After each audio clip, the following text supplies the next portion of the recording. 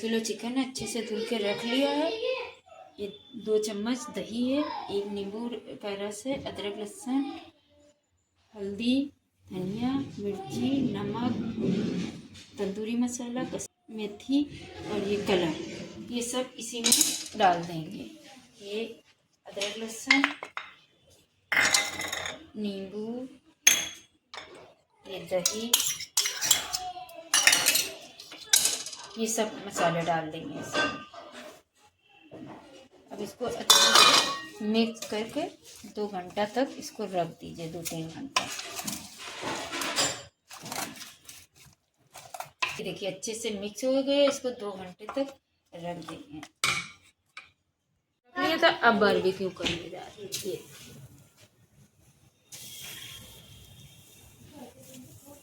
देखिए हो रहे हैं, चिकन हो रहा है, ये देखिए हो गए हैं। उनको पलट देंगे।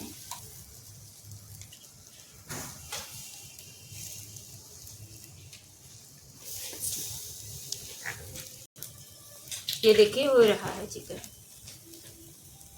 ये देखिए निकाल लिया है, हो गए हैं। ये देखिए चिकन हो गया है।